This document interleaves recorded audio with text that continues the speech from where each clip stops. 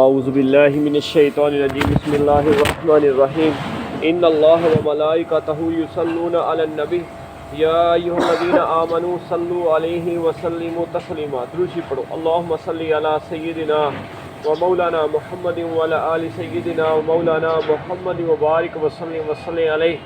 الصلاۃ والسلام علیک یا سیدی یا رسول اللہ وعلی آلک و صحابک یا سیدی یا حبیب اللہ. الصلاۃ والسلام علیک یا سیدی یا رحمۃ للعالمین وعلی آلک و اصحابک یا سیدی یا خاتم النبیین. قال اللہ تبارک و تعالی فی قرآن المجید یا ایھا الذین آمنوا کتب علیکم الصیام کما کتب علی الذین من قبلکم لعلکم تتقون. اللہ تبارک و تعالی قرآن مجید فرقان حمید میں ارشاد فرماتا ہے، اے ایمان والو، اے لوگو جو ایمان لائے ہو، تم پر روزے فرض کیے گئے ہیں جیسے تم سے پہلے والے لوگوں پر فرض کیے گئے تھے. اس آیت کریمہ میں اللہ تبارک و تعالیٰ نے بتایا ہے کہ جو روزے تم پر فرض کیے گئے ہیں نا، تم سے جو پہلی امتیں گزری ہیں ان پر بھی فرض کیے گئے تھے. یہ نہیں ہے کہ تم پر یہ روزے تم کو یہ روزے دیے گئے ہیں، تم پر روزے فرض کیے گئے، لیکن جو تم سے پہلے آئی تھی امتیں آئی ہیں ان کو بھی اللہ تبارک و تعالیٰ نے روزے عطا کیے تھے، وہ بھی روزے رکھتے تھے، ان کو بھی اللہ تبارک و تعالیٰ نے روزوں کی سعادت عطا کی تھی. تم سے پہلے لوگوں پر بھی روزے فرض کیے گئے تھے. حدیث پاک میں ہے، نبی پاک صلی اللہ تعالیٰ علیہ وسلم نے فرمایا، جب رمضان المبارک کی پہلی رات آتی ہے تو جنت کے تمام دروازے کھول دیے جاتے ہیں. جب رمضان المبارک کی پہلی رات آتی ہے جنت کے تمام دروازے کھول دیے جاتے ہیں اور پورا ماہ رمضان ان میں سے کوئی دروازہ بند نہیں کیا جاتا. سبحان اللہ. اور اللہ تعالیٰ پکارنے والے کو حکم دیتا ہے، جو ندا کرتا ہے کہ اے نیکی کے طلب کرنے والے متوجہ ہو اور اے گناہوں کے طلبگار رک جا. پھر وہ کہتا ہے، کوئی بخشش طلب کرنے والا ہے جسے بخش دیا جائے، کوئی سائل ہے جسے عطا کیا جائے، کوئی توبہ کرنے والا ہے جس کی توبہ قبول کی جائے. اور صبح ہونے تک یہ ندا رہتی ہے. اور اللہ تعالیٰ ہر عید الفطر کی رات 10 لاکھ ایسے بندوں کی بخشش، ایسے لوگوں کو بخشتا ہے جن پر عذاب واجب ہو چکا ہوتا ہے. اس حدیث پاک سے پتہ چلتا ہے کہ رمضان المبارک کی پہلی رات جو آتی ہے تب سے لے کر آخری روزے تک، عید الفطر کی رات تک اللہ تبارک و تعالی بخششوں کے، رحمتوں کے پروانے جاری کرتا ہے اور جنت کے دروازے کھول دیتا ہے. اور جو بخشش طلب کرتا ہے اللہ تعالیٰ اس کی بخشش فرماتا ہے. اور 10 لاکھ ایسے بندے جن پر عذاب واجب ہو چکا ہوتا ہے ان کو بھی اللہ تبارک و تعالیٰ ان رمضان کی برکت سے بخش دیتا ہے. رمضان المبارک کی برکت سے بخش دیتا ہے. حضرت سلمان فارسی رضی اللہ تعالیٰ عنہ سے مروی ہے کہ حضور سید عالم صلی اللہ علیہ وسلم نے شعبان کے آخری دن خطبہ ارشاد فرمایا، اے لوگو، تم پر ایک عظیم مہینہ سایہ فگن ہے، ایک عظیم مہینہ سایہ فگن ہے جس میں لیلۃ القدر ہے جو 1000 مہینوں سے بہتر ہے.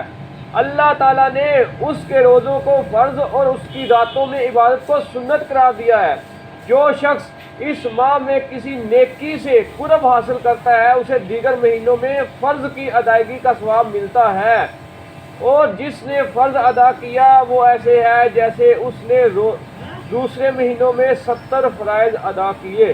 سبحان اللہ. کتنی بڑی اللہ تبارک و تعالیٰ کے یہاں اس کی جو ہے وہ بندے کو برکت ملتی ہے کہ جو بندہ نفل ادا کرتا ہے اس کو فرض کے برابر ثواب ملتا ہے، جو فرض ادا کرتا ہے اس کو 70 فرضوں کے برابر ثواب ملتا ہے. تو اللہ تبارک و تعالیٰ کی رحمتیں، برکتیں جو ہم پر ان قریب ہیں، جو ہم پر سایہ فکر ہونے والی ہیں، تو اس کے بارے میں اللہ تبارک و تعالیٰ نے ہمیں بہت ساری نعمتیں، رحمتوں سے ہمیں وہ یہ مہینہ عطا کیا ہے جو ہمارے لیے ایسی رحمت ہے، ایسی برکت ہے کہ جس میں جو بندہ کھاتا ہے، پیتا ہے، پہنتا ہے اس کا حساب بھی نہیں ہوتا، اس کا حساب نہیں ہوتا. میں کہ یہ صبر کا مہینہ ہے اور صبر کا اجر جنت ہے. یہ بھائی چارے اور ہمدردی کا مہینہ ہے. یہ ایسا مہینہ ہے کہ جس میں مومن کا رزق زیادہ ہوتا ہے. جس شخص نے اس مہینے میں کسی روزے دار کا روزہ افطار کرایا اسے غلام آزاد کرنے کا ثواب ملتا ہے اور اس کے گناہ بخش دیے جاتے ہیں۔ سبحان اللہ۔ ہم نے عرض کی یا رسول اللہ صلی اللہ علیہ وسلم، ہم میں سے ہر شخص ایسی چیز نہیں پاتا جس سے وہ روزے دار کا روزہ افطار کرائے۔ آپ نے فرمایا اللہ تعالیٰ یہ ثواب اس شخص کو عطا کرتا ہے جو کسی روزے دار کا روزہ دودھ کے گھونٹ یا پانی کے گھونٹ یا کھجور سے افطار کراتا ہے، اور جس نے کسی روزے دار کو سیر کیا یعنی کہ اس کو کھانا کھلایا تو یہ اس کے گناہوں کی بخشش ہو گئی، یہ اس کی گناہوں کی بخشش ہوگی، اور اللہ تعالیٰ اسے میرے حوض سے ایسا سیراب کرے گا کہ وہ اس کے بعد کبھی پیاسا نہ ہوگا، اور اسے بھی روزے دار کے برابر اجر ملے گا، لیکن روزے دار کے اجر سے کچھ کم نہیں کیا جائے گا۔ اور یہ وہ مہینہ ہے جس کا اول رحمت، درمیان مغفرت اور آخر جہنم سے آزادی ہے۔ جس نے اس مہینے میں اپنے خادم سے تخفیف کی یعنی کہ اپنے نیچے رہنے والوں سے اچھا سلوک کیا، اللہ تعالیٰ اسے جہنم سے آزادی دے گا۔ اس میں 4 کام بہت زیادہ کرو۔ 2 کاموں سے تم اپنے رب کو راضی کرو گے اور 2 کاموں سے تمہیں بے نیازی نہیں ہے۔ وہ 2 کام جن سے تم اپنے رب کو راضی کرو گے وہ لا الہ الا اللہ ہے۔ زیادہ سے زیادہ کثرت سے اس مہینے میں لا الہ الا اللہ کا ذکر کریں، کثرت سے لا الہ الا اللہ کا ذکر کریں، شہادت، اور استغفار کرنا یعنی کہ استغفر اللہ، اللہ کی طرف رجوع کرنا، استغفر اللہ، اللہ کی طرف توبہ کرنا، اسے اپنے گناہوں کی بخشش طلب کرنا، اور وہ 2 کام جن سے تمہارے لیے مفر نہیں ہے وہ اپنے رب سے جنت کا سوال اور جہنم سے پناہ مانگنا۔ اس میں زیادہ سے زیادہ دعا کی جائے، اللہ کا ذکر کیا جائے اور اللہ تعالیٰ سے جنت کا سوال کیا جائے اور جنت الفردوس کا سوال کیا جائے اور جہنم سے اللہ کی پناہ مانگی جائے۔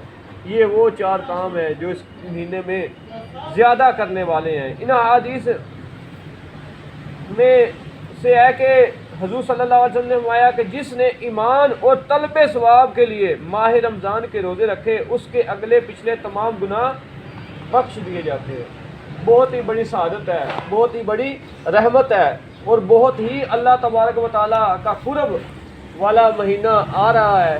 یہ وہ مہینہ ہے جس میں اللہ تبارک و تعالیٰ بے حساب لوگوں کی بخشش فرماتا ہے۔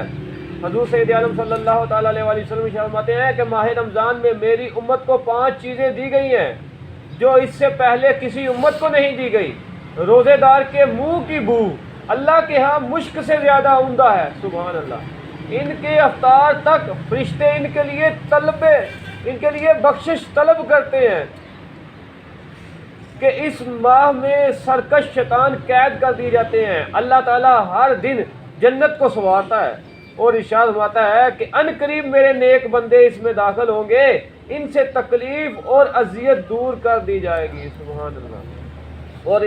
اور اس مہینے کی آخری رات میں انہیں بخش دیا جاتا ہے۔ عرض کیا گیا یا رسول اللہ صلی اللہ علیہ وسلم کیا اس سے مراد لیلۃ القدر ہے؟ آپ نے فرمایا نہیں، لیکن کام کرنے والا کام پورا کر کے اپنا اجر پاتا ہے، سبحان اللہ۔ اللہ تعالیٰ کے ہاں اس مہینے کی بڑی قدر و قیمت ہے، بڑی قدر و قیمت ہے۔ اس کی حرمت کا خیال رکھنا چاہیے۔ اس مہینے میں اپنے آپ کو غافل نہ رکھیں، کوشش کریں اپنی جو نمازیں قضا ہو گئی ہیں وہ اس میں ادا کریں۔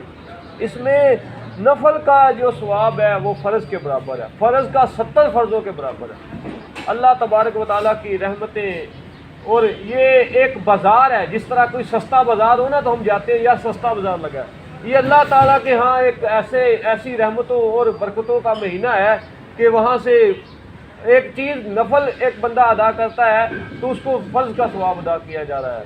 تو یاد رکھیں کہ جو ہماری نمازیں رہ جاتی ہیں تو اس میں اگر زیادہ سے زیادہ بندہ ان کو قضا کرے، ان کو پڑھے، تو پھر یہ بھی اللہ تعالیٰ کے ہاں بہت بڑی ایک سعادت بندے کو ملتی ہے۔ اس کے گناہ وہ بخشے جاتے ہیں، پھر بندہ اللہ کی طرف رجوع کرتا ہے، اللہ تعالیٰ سے معافی طلب کرتا ہے، اللہ تعالیٰ سے جنت کا سوال کرے۔ اس میں کثرت سے کہا گیا کہ جنت کا سوال کرے اور دوزخ سے اللہ کی پناہ مانگے، اور اس میں زیادہ سے زیادہ لا الہ الا اللہ کی کثرت کرے، اور استغفر اللہ جو ہے یہ اللہ تعالیٰ کی طرف رجوع کرنے والا جو ایک ذکر ہے جس سے بندہ اللہ تعالیٰ سے اپنے گناہوں کی بخشش طلب کرتا ہے۔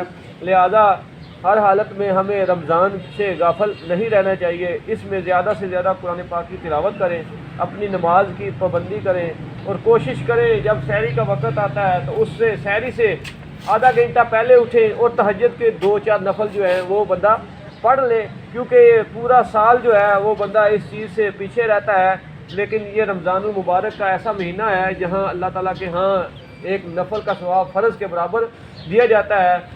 سحری کے لیے اٹھنا تو ہوتا ہی ہے، لیکن جب ہم اس سے کچھ 10 منٹ یا آدھا گھنٹہ پہلے اٹھیں گے تو سحری سے پہلے بندہ نفل پڑھ لیتا ہے، ذکر اذکار کر لیتا ہے، تو یہ بھی بڑی برکت ہے۔